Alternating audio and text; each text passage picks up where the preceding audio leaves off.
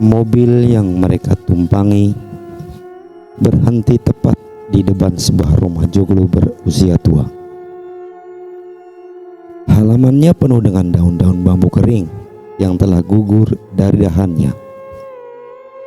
Ada beberapa bagian tiang dan tembok yang terbuat dari kayu rapuh, dimakan oleh rayap. Rumah itu terlihat kusam, seperti tidak pernah dirawat. "Hah? Yakin ini rumahnya, Ma? Pa?" Celetuk Reina seakan tidak percaya. "Iya, Rey. Sudah. Cepat ambil barang yang perlu dibawa masuk," tegas Pak Arya yang sedang sibuk memarkirkan mobilnya.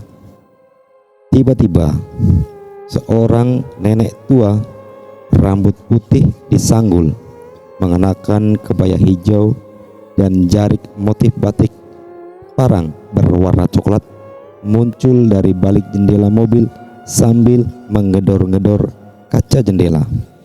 "Ah!"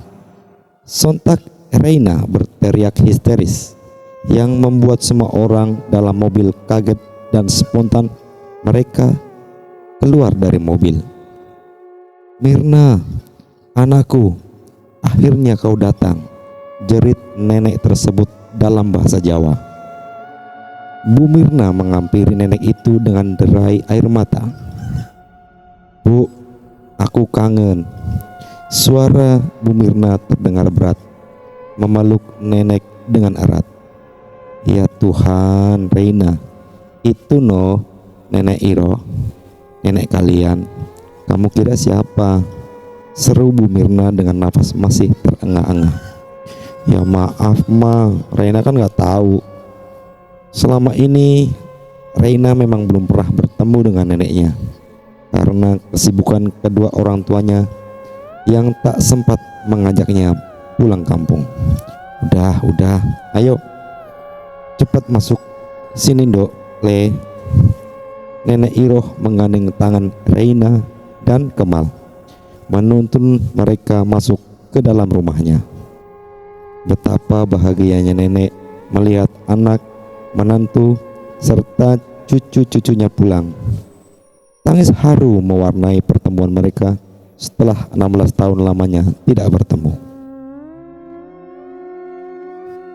Tak ingat waktu, sudah lama sekali mereka mengobrol. Tiba waktunya Reina dan keluarganya membereskan kamar masing-masing, sedangkan nenek kembali untuk beristirahat di dalam kamarnya. Krek, bunyi pintu tua yang dibuka perlahan. Reina langsung batuk-batuk karena debu tebal yang berterbangan. Semua barang ditutupi oleh kain putih. Dia membukanya satu persatu dengan hati-hati. Terlihat semua benda di sana sudah usang.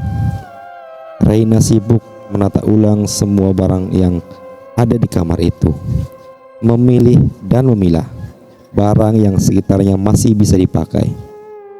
Reina menemukan sebuah foto kusam dipenuhi dengan debu dan jaring laba-laba. Reina membersihkannya dengan hati-hati, lalu tersenyum. Ternyata itu foto Ibu Mirna saat remaja. "Mamaku ternyata udah cantik dari dulu, hehehe." Setelah semuanya beres, mereka bergantian untuk mandi di kamar mandi belakang rumah. Kamar mandi dan jamban menjadi satu, tanpa atap dan hanya dikelilingi akses sebagai penutupnya. Kain jarik menjadi sekat antara kamar mandi dan jamban. Ada sebuah sumur kecil tepat di pojok kamar mandi sebagai sumber air untuk mandi, minum, dan memasak. Di samping sumur kecil juga terdapat sumur tua yang ditutup dengan papan kayu dan sebuah batu besar terletak di atas papan kayu itu sebagai pemberat. Setelah mandi, mereka makan bersama. Tak lupa Nenek Iroh ikut bergabung dengan mereka. Mereka memperlakukan Nenek Iroh dengan istimewa. Terlihat begitu sangat sayang mereka pada Nenek Iroh. Nenek tidak pernah keluar rumah ya? Tanya Pak Arya penasaran. Tidak, cetus nenek Iroh singkat. Semua yang berada di meja makan pun terdiam.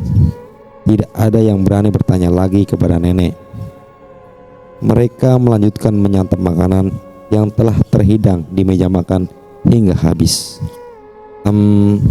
Nek, Kemal makan ikannya kok kalah cepet ya sama nenek? Padahal gigi Kemal kan masih lengkap, sedangkan gigi nenek kan udah ompong. Pertanyaan polos Kemal memecahkan suasana saat itu. Canda tawa mereka terdengar hingga rumah Pak Ponidi, tetangga terdekat mereka. Teras rumah Pak Ponidi memang digunakan untuk berjualan sembako sekaligus warkop. Setiap malam warkop Pak Ponidi ramai oleh bapak-bapak yang sedang ronda malam atau sekedar nongkrong saja. Gendeng ya mereka, celetuk Pak Amir, ketua pos kamling. Bisa-bisanya mereka mau tinggal di rumah itu. Saya takutnya malah jadi malapetaka buat warga desa kita. Pak Narko mengerutkan dahinya karena terheran. Hati-hati loh, mending gak usah ngomongin, takutnya yang ono-ono nyamperin, timpal Pak Amir. Wes. Angin tiba-tiba datang menyapu alas meja di depan mereka, membuat gelas-gelas berisi kopi itu tumpah. Anu mas, aku tak pulang dulu ya. Wajah Pak Narko terlihat pucat, badannya sedikit bergetar.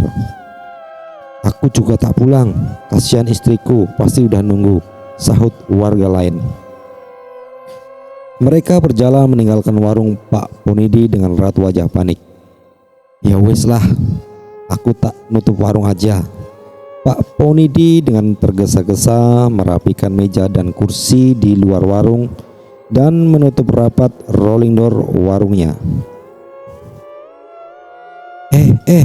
Tunggu dulu Pak Pon, jangan nutup dulu, teriak Pak Amir dari kejauhan mengagetkan Pak Ponidi. Ada apa lagi loh Pak?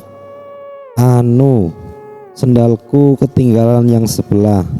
Walah, kampret, bikin senam jantung loh Pak Amir tuh.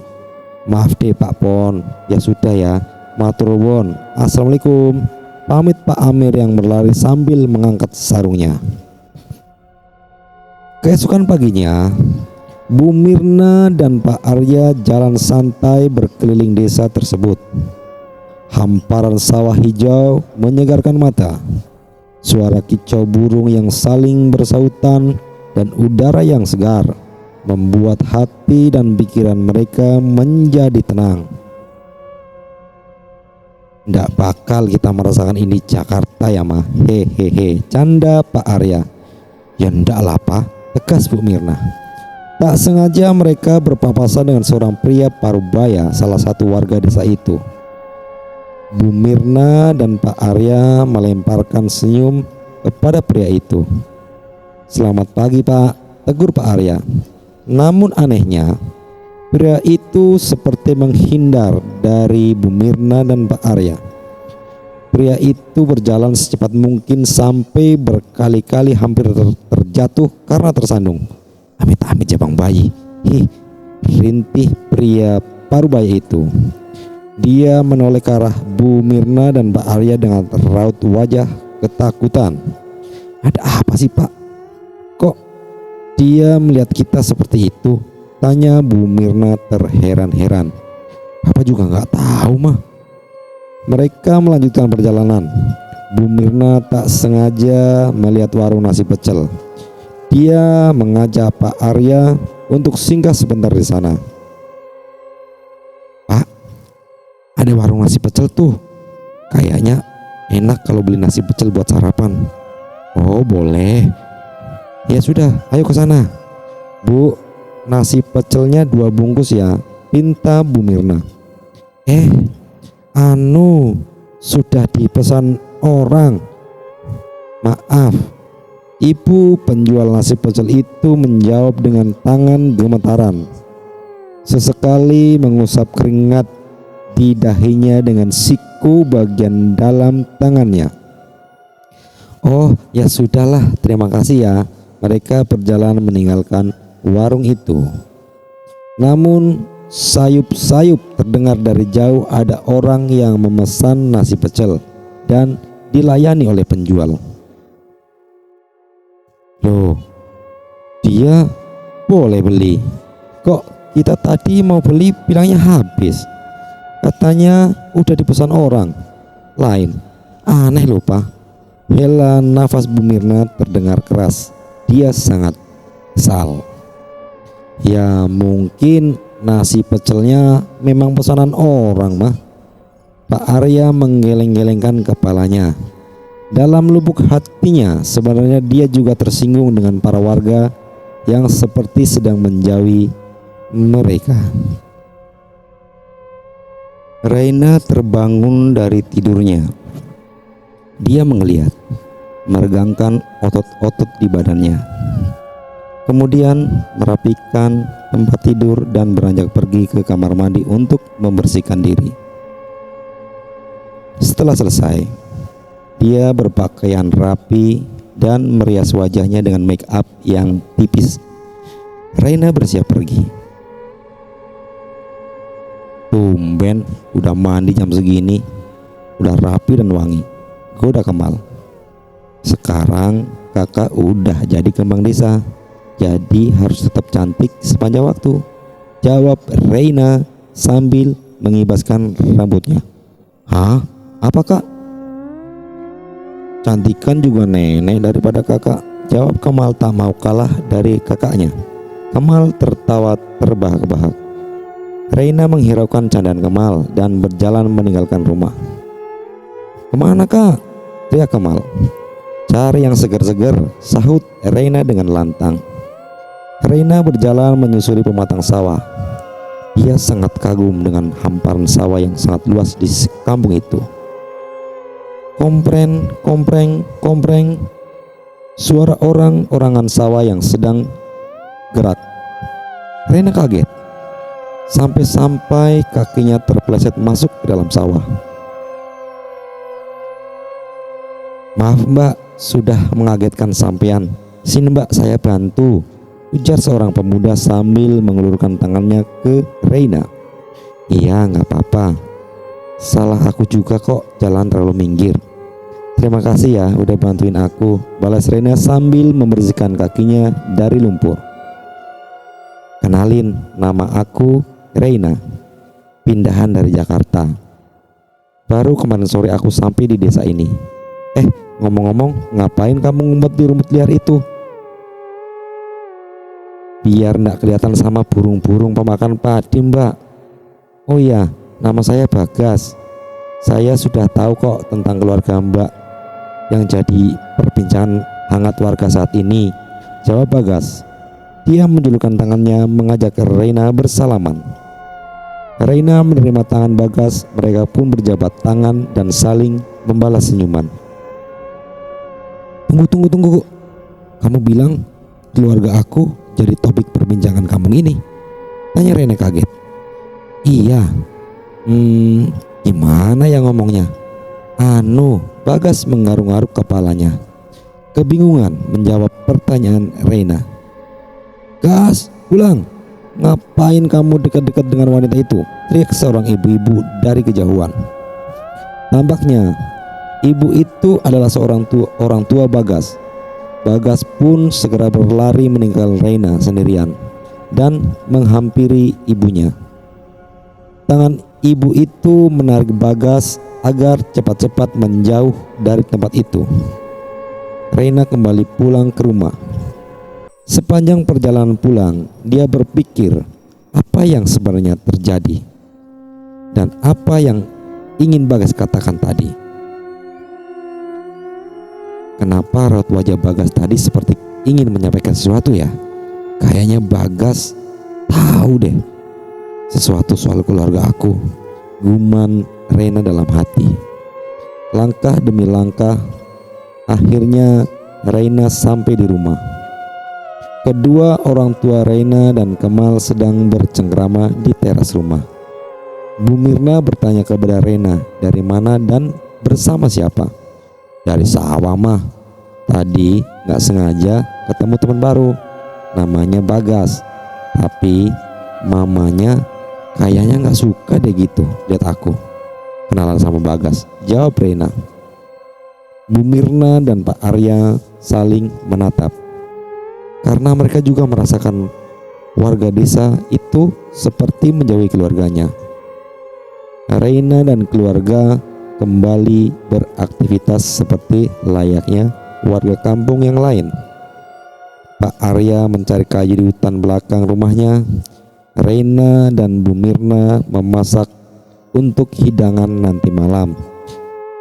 Dan Kemal bermain di samping rumah dekat kamar mandi.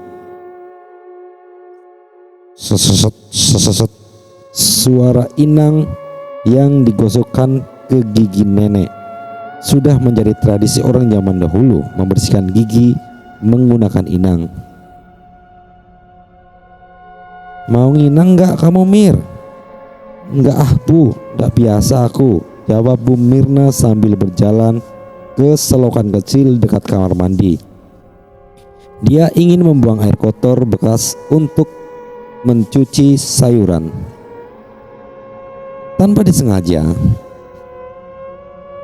dia melihat Kemal sedang berbicara dengan seseorang. Aku gak boleh main jauh-jauh sama mama aku. Kita main di sini aja ya. Aku punya banyak mainan loh, ujar Kemal kepada orang tersebut. Bu Mirna menjadi penasaran ingin tahu dengan siapa Kemal mengobrol, tapi terhalang tumpukan kayu yang sudah disusun rapi oleh Pak Arya sebelumnya. Wah, Kemal ngobrol sama siapa toh itu? Nggak kelihatan sih. Ya sudahlah. Tapi aku bersyukur akhirnya anak di desa ini ada yang mau berteman dengan Kemal, batin Ibu Mirna.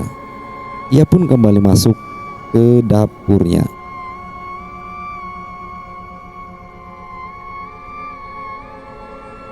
Nah, sebaiknya tunggu azan maghrib selesai baru mandi. Pamali mandi menjelang maghrib begini, celetuk Bu Mirna ketika melihat Reina masuk ke dalam kamar mandi dengan membawa handuk. Namun Reina mengabaikan nasihat mamanya. Dia sudah merasa sangat gerah setelah seharian beraktivitas. Reina berjalan pelan sambil bersiul lirih menuju kamar mandi. Brengsek, kotor banget ya nih kamar mandi. Reina menyiram ubin kamar mandi itu. Tiba-tiba perhatian Reina tertuju pada sumur tua itu. Dia melihat papan penutup sumur itu bergerak-gerak seperti ada yang mau keluar. Dengan santainya, dia memindahkan batu pembarat itu dan membuka papan kayu penutup sumur itu. Ayam, latah Reina keluar saat dia kaget melihat dua tikus lari dari dalam sumur itu. Buset dah, anjing emang, bau banget, bangsat. Kenapa nggak ditimbun aja nih sumur daripada buat sarang tikus gini, umpat Reina sambil meludah ke dalam sumur itu. Reina kembali menutup sumur tua itu dan melanjutkan menimba air dari sumur yang baru untuk mandi. Perlahan dia menurunkan ember dengan tali yang terpasang pada katrol. Saat ember sudah terasa menyentuh air dan ember terasa penuh, Reina segera menarik tali tersebut pelan-pelan. Hal tak terduga terjadi. Dia merasa ember itu berat, seperti bukan air saja yang ada dalam ember itu. Reina terus mencoba menarik ke atas ember itu. Brak! Suara ember menyentuh permukaan air dengan sangat keras. Ampun deh, kok berat banget, anjir. Reina mencoba menarik kembali ember tersebut, namun semakin berat dia rasakan. Dengan rasa penasaran, Reina melihat ke dalam sumur. Mana bisa gue lihat, gelap gini. Senter mana senter? Reina berinisiatif mengambil ponsel di saku celananya. Memang hal biasa bagi Reina saat mandi. Dia harus membawa ponsel untuk mendengarkan lagu favoritnya. Tangan kanan Reina masih tetap memegang tali dan tangan kiri Reina mencoba menyalakan senter di ponselnya. Dia segera mengarahkan ponsel tersebut ke dalam sumur, tapi ember belum juga terlihat. Dia mencoba lebih membungkukkan badannya. Tangannya menjulur ke dalam sumur dan setan! Teriak Reina yang sangat keras mengundang perhatian orang-orang di dalam rumah. Mereka segera berlari menuju sumber suara tersebut. Reina sudah terduduk lemas di belakang pintu kamar mandi. Badan Reina gemetaran, matanya melotot. Jari telunjuknya menunjuk ke arah sumur. Giginya beradu, keringat bercucuran. Padahal waktu itu cuaca sangat dingin. Selang tidak lama, Reina tidak sadarkan diri. Pak Arya segera menggendong Reina masuk ke dalam kamarnya. "Dek, tolong ambilkan kakak air minum, cepat!" seru Bu Mirna sambil menangis melihat Reina yang masih tak sadarkan diri. Sementara Pak Arya berlari keluar mencari pertolongan. Beliau menuju ke rumah Pak Ponidi. Belum sempat Pak Arya berbicara, Pak Ponidi segera berlari masuk ke dalam rumah dan menutup pintu rapat-rapat. "Pak, anak saya butuh pertolongan. Dia tiba-tiba tidak sadarkan diri. Di mana klinik atau rumah sakit terdekat dari desa ini ya Pak ya?" kata Pak Arya memohon. "Percuma, untuk apa kamu cari dokter? Dokter pun tak mampu mengobati anakmu itu.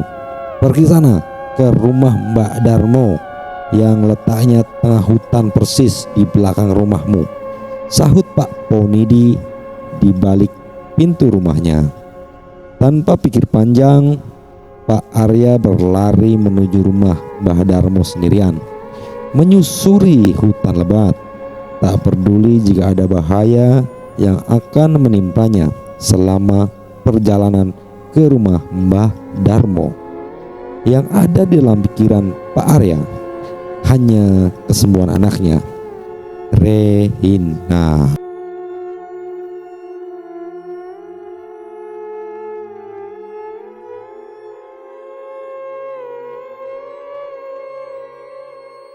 Sebuah gubuk reot dengan dinding dan pintu terbuat dari anyaman bambu adalah satu-satunya rumah di dalam hutan itu. Gelap, tanpa lampu dan listrik. Hanya sebuah obor sebagai alat penerangan. Wus, wus. Angin bertiup sangat kencang. Daun-daun kering berterbangan. Ada yang tidak beres ini. Iroh, bisik Mbah Darmo dalam hati. Bibir hitam Mbah Darmo kumat kamit. Entah apa yang dia lantunkan. Terdengar sangat cepat. Tangannya memegang erat sebuah botol kecil seukuran ibu jari. Kubrak! Tiba-tiba semua sesajen yang ada di meja Mbah Darmo jatuh berserakan. ada yang melemparnya. Semprol. Muka Mbah Darmo melihat sangat marah. Langkah kaki Pak Arya yang beradu dengan tanah dan dedaunan kering terdengar semakin mendekati rumah Mbah Darmo. "Mbah, ini saya, Arya. Saya minta tolong, Mbah," seru Pak Arya dengan nafas terengah-engah. Detak jantungnya terdengar kencang, terlihat sangat panik.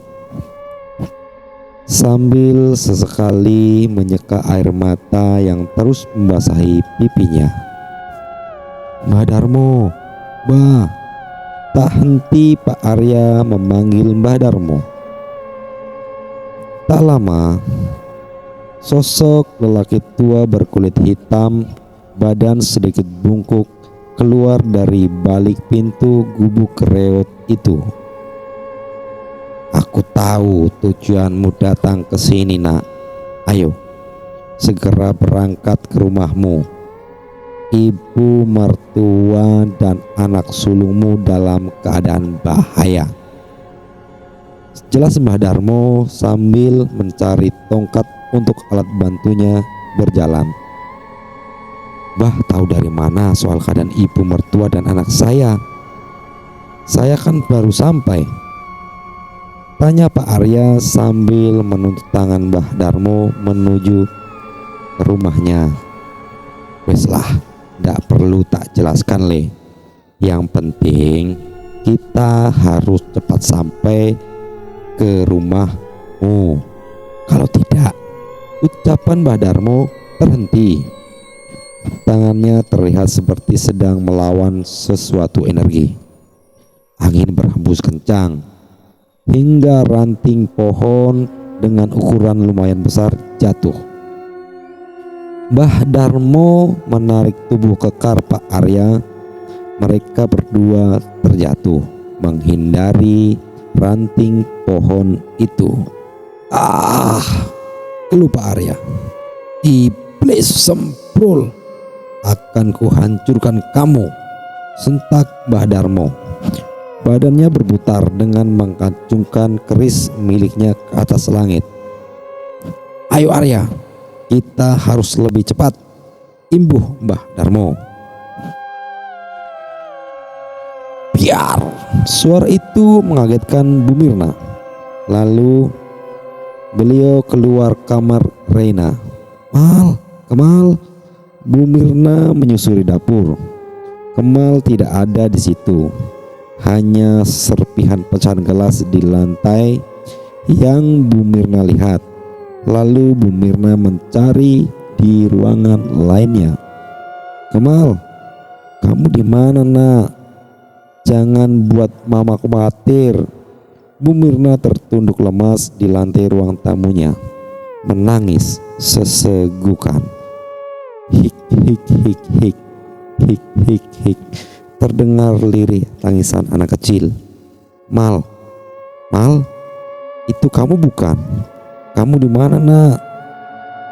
Bu Mirna beranjak dari duduknya, menghampiri asal suara tersebut.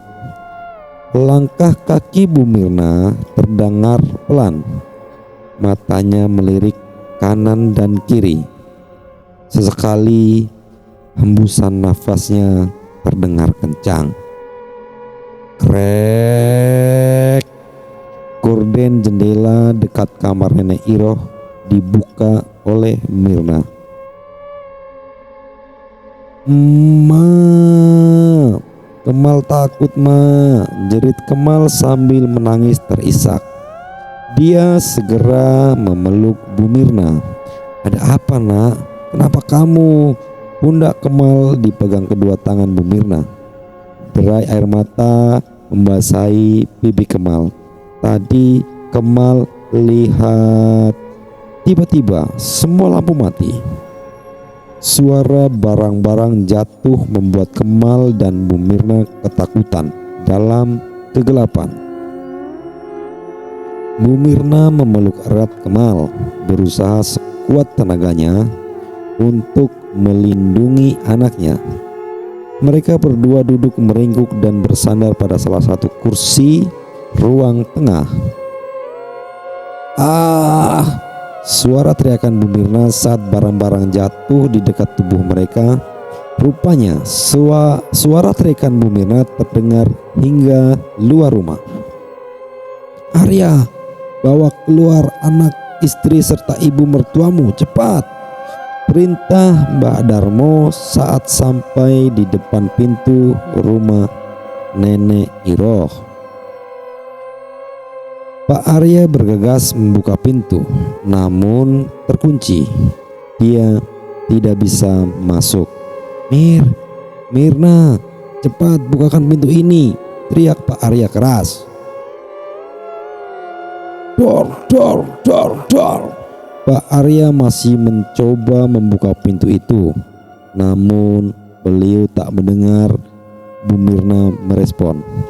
Hal itu membuat Pak Arya harus mencoba dengan cara lain agar bisa masuk ke dalam rumah itu.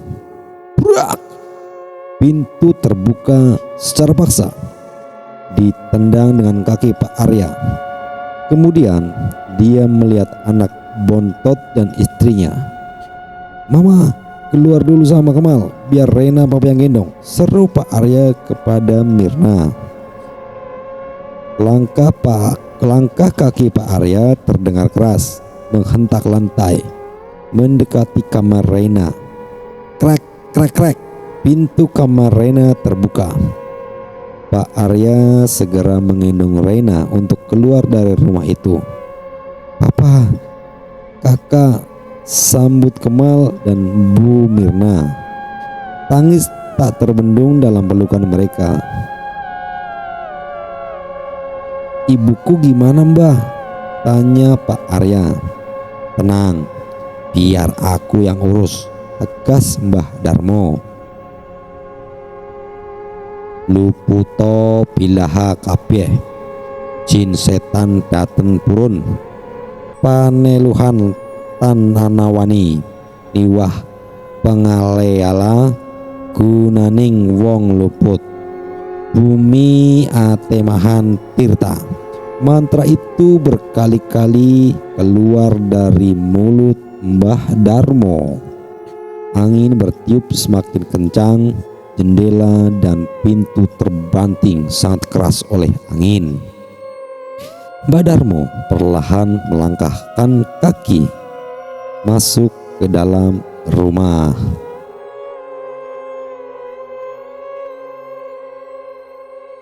Semua lampu hidup mati secara cepat. Benda-benda berterbangan dan terjatuh tak terkendali. "Keluar, tunjukkan wujudmu, apa maumu, iblis keparat!" teriak Mbah Darmo menantang. Seperti ada seseorang di belakang Mbah Darmo. Beliau dengan cepat membalikkan badannya, namun tak ada siapa-siapa. "Jangan main-main sama saya," ancam Mbah Darmo.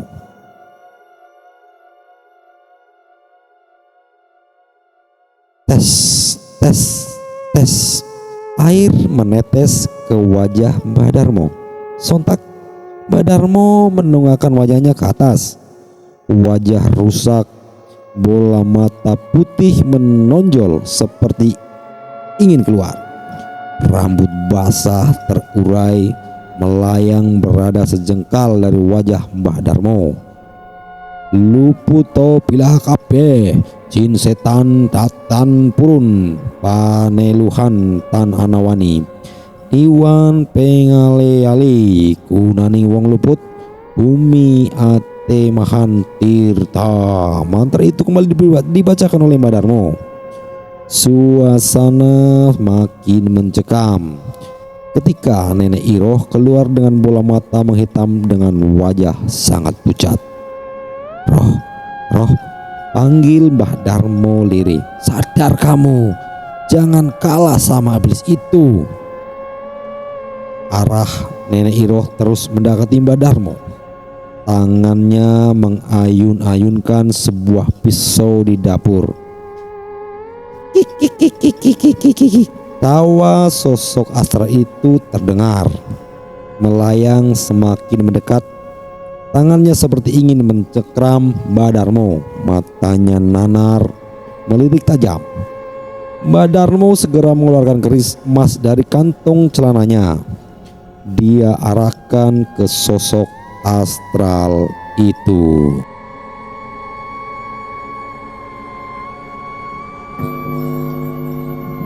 Sosok astral itu mulai merangkak. Tubuhnya menggeliat, mulutnya terbuka lebar hingga terlihat giginya yang tajam. Darah hitam keluar dari mulutnya. Kerak, kerak, kerak, seperti suara tulang patah. Hantu itu mulai merayap ke arah dinding. "Apa maumu? Apa yang kau cari di sini? Setelah sekian lama aku sudah mengurungmu di sumur itu. Apa yang membuatmu bangkit lagi?" Gertak Mbah Darmo mulai tersulut emosi. Kik. Sosok itu hanya tertawa, lalu menghempaskan tubuhnya ke tubuh Nenek Iroh. Seketika tubuh Nenek Iroh terasuki hantu itu. Kuku tangan Nenek Iroh menghitam seperti kayu yang terbakar. "Ini sudah waktunya. Aku mendapatkan apa yang harus aku dapatkan. Nyawa Iroh milikku." Suara Nenek Iroh yang dirasuki sosok astral itu terdengar serak, menggema mengisi ruangan. "Keluar dari tubuh Iroh. Tidak ada alasan kau harus mengambil nyawanya," tegas Mbah Darmo. "Ini sudah waktunya." Hikikikikikik. Brak! Nenek Iroh terbanting lemas di lantai. Sosok astral itu telah keluar dari tubuh rentan Nenek Iroh. Arya, panggil Mbah Darmo dengan suara lantang. Pak Arya mendengar suara Mbah Darmo langsung bergegas lari ke dalam rumah. "Ibu!" teriak Pak Arya melihat Nenek Iroh tergeletak di lantai. "Ibu mertuamu dirasuki penunggu sumur itu, Le. Sosok itu bukan lagi hantu biasa, Le, melainkan iblis," tegas Mbah Darmo. "Bagaimana bisa, Mbah?" Suara Pak Arya bergetar mendengar penjelasan Mbah Darmo. "Sudah, lebih baik kau bawa masuk anak dan istrimu dulu. Nanti Mbah jelaskan. Ibu mertuamu juga harus segera diurus." Pak Arya keluar rumah untuk memanggil anak dan istrinya. Reina yang masih lemas digendong oleh Pak Arya. "Kita bawa ibu dan Reina ke kamar masing-masing biar mereka beristirahat," kata Pak Arya yang masih menggendong Reina menuju ke kamarnya. Sementara Mbah Darmo, Bu Mirna dan Kemal membawa Nenek Iroh masuk ke dalam kamarnya. "Ini sebenarnya ada apa, Mbah? Kenapa ibu seperti ini?" Tangis Bu Mirna pecah melihat Nenek Iroh yang berbaring lemah, belum sadarkan diri. Bu Mirna menyelimuti tubuh Nenek Iroh yang kurus kering itu dengan selimut warna putih. "Kita bicarakan di luar saja, Mir," jawab Mbah Darmo. Matanya berkedip dan sedikit menolehkan kepalanya ke arah Kemal. Dia memberi isyarat kepada Bu Mirna agar Kemal masuk ke kamarnya. Bu Mirna langsung mengerti apa yang dimaksud oleh Mbah Darmo. "Nak, kamu masuk ya ke kamarmu, istirahat, tidur ya, ini udah malam," bujuk Bu Mirna yang halus pada Kemal. Tapi Kemal takut, Ma. Kemal tidur sama kakak boleh nggak, Ma? Bu Mirna hanya mengangguk dan memberi senyuman. Setelah Kemal masuk kamar, Bu Mirna, Pak Arya dan Mbah Darmo duduk di meja bulat ruang tamu.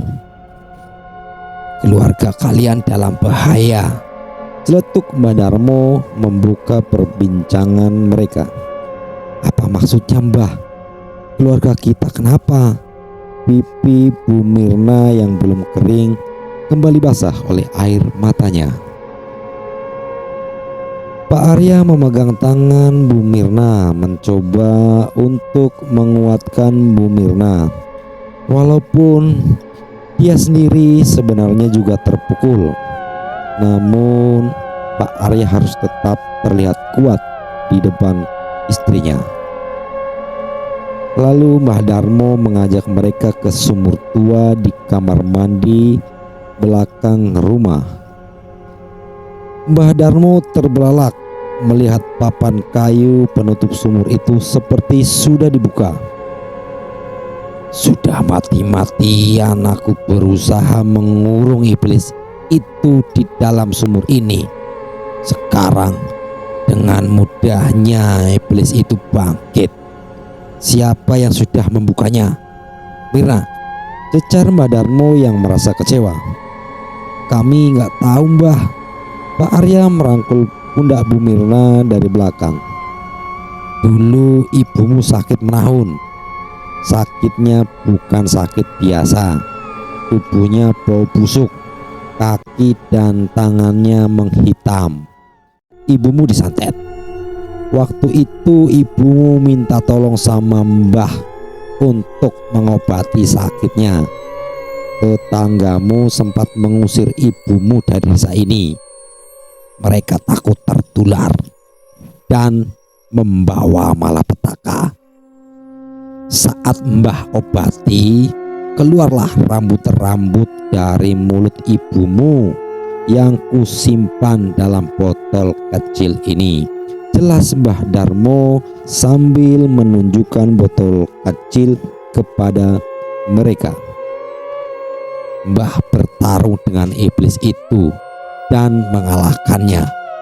Mbah kurung energi hitam itu ke dalam sumur ini. Mbah tutup rapat, berharap tidak ada yang akan membukanya," imbuh Mbah Darmo. "Terus siapa yang mengirim iblis itu dan apa yang iblis itu mau, Mbah?" tanya Mirna dengan suara lemah. "Mbah tidak tahu, Mir. Iblis itu dikirim oleh orang berilmu tinggi lebih dari saya. Saya tidak dapat membaca siapa dan tujuannya apa iblis itu dikirim," jawab Mbah Darmo putus asa.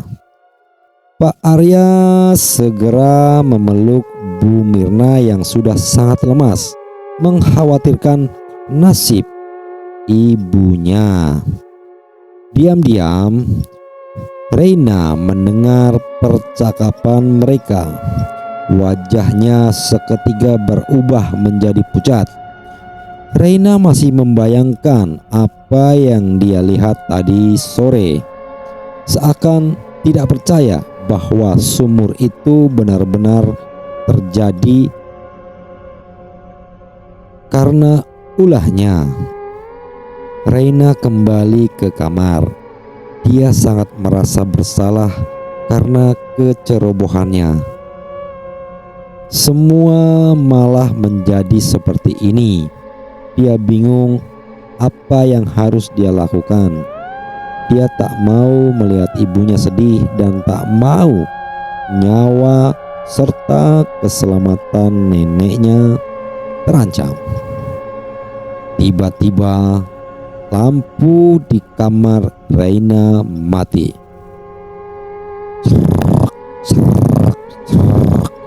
Seperti ada yang merangkak di bawah tempat tidur Reina.